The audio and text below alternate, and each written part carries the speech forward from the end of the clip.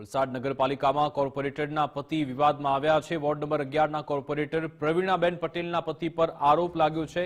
સુનિલ પટેલ સામે એસીબીમાં ભ્રષ્ટાચારની ફરિયાદ થઈ છે। કેબિન કાયદેસર કરવા અને પાણી કનેક્શન માટે લાંચ લીધાનો આરોપ લાગ્યો છે। પાણી અને વીજ કનેક્શન માટે 22,000 લીધાનો આરોપ છે। 22,000 લીધા બાદ પણ કામ ન કરી આપવાનો આરોપ છે।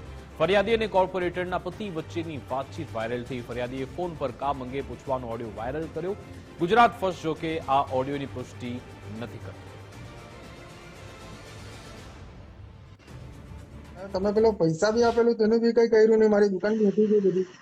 દુકાન તો કે પાકી બનાવી દેવાનું, હા દુકાન તમે પાકી બનાવી દેવાનું કે પણ કઈ રીતે બને? તમે 22,000 લીધા, એની લાયસન્સ આપ્યું મને, એની પાણીની સુવિધા આપી, લાયસન્સ તો આપણે બધું કરી નાખેલું, ખબર ને? આપેલું તો અરજી તો તારા સાંભે તો અરે અરજી ઇસ્યુ આપી કરીને પણ આપેલું હતો તેનું કઈ ને નિવારણ પછી નહીં તો હોય આટો ને। ચાલી ગયું ને ભાઈ, તારું આટો વખત ચાલી ગયું, આપણે અરજીના આધારે આપણું ઉઠું જૂનું મૂકેલું એના આધારે ચાલી ગયું ને, આપણને કોઈ થોડા હેરાન કરવા આવ્યા તમે પછી। કીધું લાઈટ થઈ જાય, તારું વેરો ભરવા તો થઈ જાય।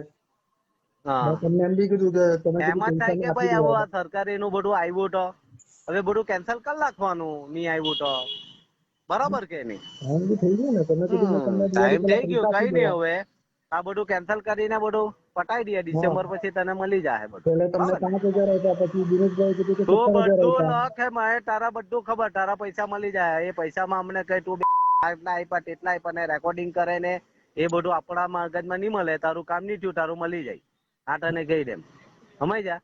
સારું સારું। હા, એ બધી ખોટી વાત રીતના આવી રીતના નહીં કરવાનું, હા ને?